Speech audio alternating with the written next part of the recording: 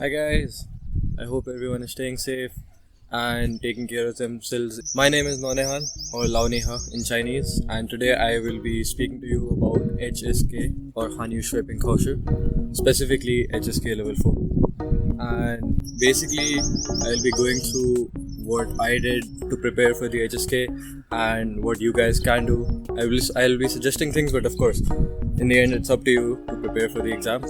Right, so I got 284 marks out of 300 in HSK level 4, and the qualifying marks for HSK or passing marks I should say are 180 out of 300, but our college or university requires us to get 210 so that we can take part in the internship program. So I'm sure you guys have already been told by your Laoshers about the format of the exam, and I'm sure you guys will be informed soon when the exam will be held as well. Who knows in these times? But you still have to prepare for the exam, because ideally you'd like to clear it in your first try so that you don't have the burden of preparing for it while preparing for other medical subjects. Right, so first thing you have to understand is HSK is not a competitive exam, meaning that you're not competing with other students. Instead, it is a proficiency test, meaning you just have to get a certain amount of qualifying score, and then that's it. You get the certificate for HSK level 4.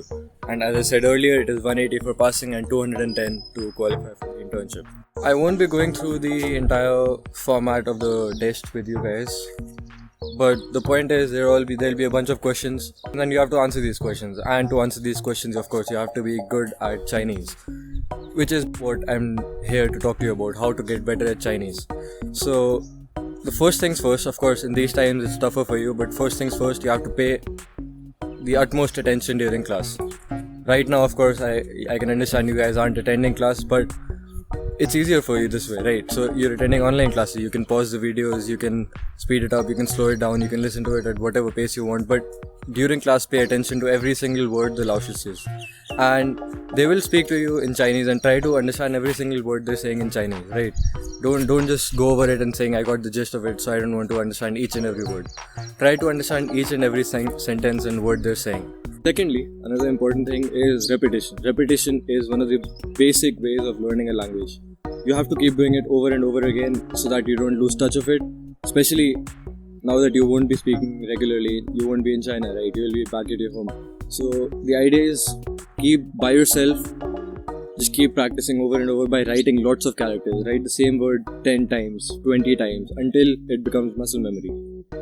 And then once you're done practicing the words and how to write them, you also obviously need to know what the words mean. You should be able to look at a character and be like, oh, I know this word. So a good way of doing that is, or a way that I did it by is, I'm sure you all know of the app Pleco, right? So and then there's a way in which they will show you a character and you have to identify it. And if you know the meaning, you mark it as correct. If you don't know the meaning, you try again, mark it as incorrect. And this I used to do with my friends a lot. So we also saw one screen, one character. Whoever's able to guess it, we move on. And you keep making sure that you're the first person to guess it, right? That makes it slightly more competitive and sometimes even more fun for people.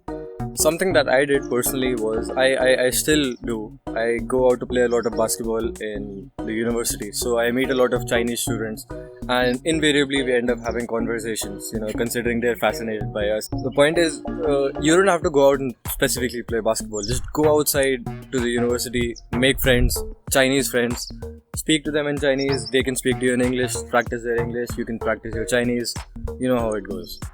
So like I said, going through the basic points on how to do well in Chinese or how to practice Chinese well. First things first, repetitions. Secondly, use apps like Pleco to memorize the meanings of the characters. Thirdly, make Chinese friends. Speak in Chinese regularly. If you can't make Chinese friends, do it with your international friends. Fourthly and lastly, try to read lots of Chinese, right? So obviously you have a Yuedo book as well, which is reading. So try to read that and translate the sentences, and that will make it easier for you to be more comfortable with your Chinese. If you're not comfortable speaking with people, at least you're comfortable reading it and translating it, right? Now obviously these are some of the things that I did, and I was good at doing that and I was comfortable doing that. Obviously some of these things may not work for everyone, but these are some of the basic things that goes for most of the subjects that you study. So repetition and then going through it over and over again until it becomes part of your memory. It's not mugging in the sense that it's a language, right? It's a language. So if you keep going it over and over again, it'll become like second nature to you. Like when you speak English, if you're learning English as a kid, it becomes second nature to you because you speak so much of it. So at the end of it, you can try following these suggestions that I gave or tips that I gave, but I can't guarantee that these will work for everyone. But if they work for you, brilliant. If they don't work for you, don't be disheartened. I'm sure there are lots of other ways that you can improve your Chinese, some ways that are unique to you, and if they're unique to you, keep practicing them. That's all I would like to say. I mean, there's not much else to say. It's mostly just practice and working hard. I hope everyone does well in the HSK, and I wish everyone the best of luck. I hope everyone is doing well. I hope everyone is staying alright during these tough times. And that will be all from me. Thank you. Bye bye.